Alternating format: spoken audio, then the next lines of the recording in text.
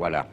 3 Russes font-ils la Russie? Nous espérons en tout cas qu'à eux trois, ces trois-là, vous en donnez une image assez fidèle pour que 50 ans après la Révolution d'octobre, vous trouviez ce soir, dans le spectacle de leur vie quotidienne, assez le sujet de réflexion.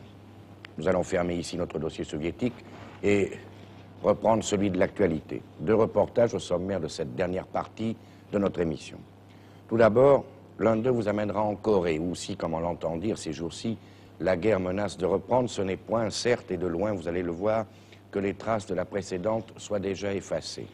Mais auparavant, c'est chez les mercenaires européens du Congo, comme dans le film de Claude Lelouch, Vivre pour vivre, mais cette fois dans la réalité et non dans la fiction, que nous allons ce soir vous amener. Le reporter, bien sûr, ne sera pas Yves Montand.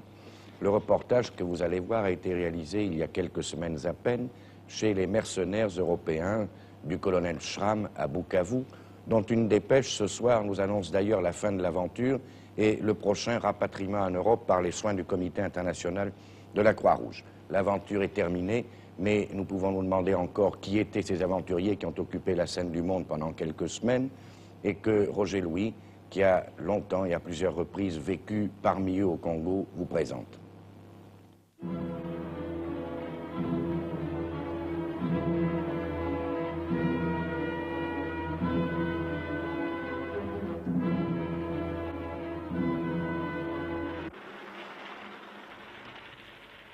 Bukavu, le dernier repère des mercenaires, le dernier refuge de ceux qui se donnèrent pour nom les affreux.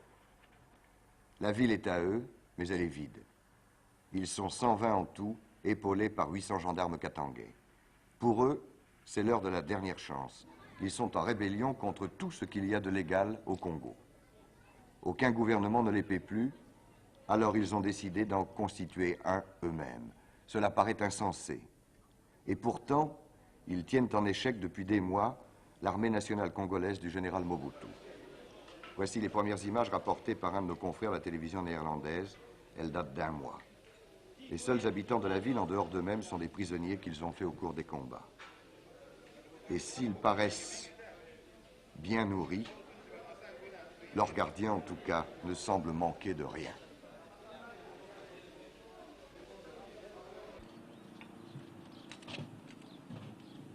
Et les dirigeants se donnent l'illusion d'une épopée radiophonique.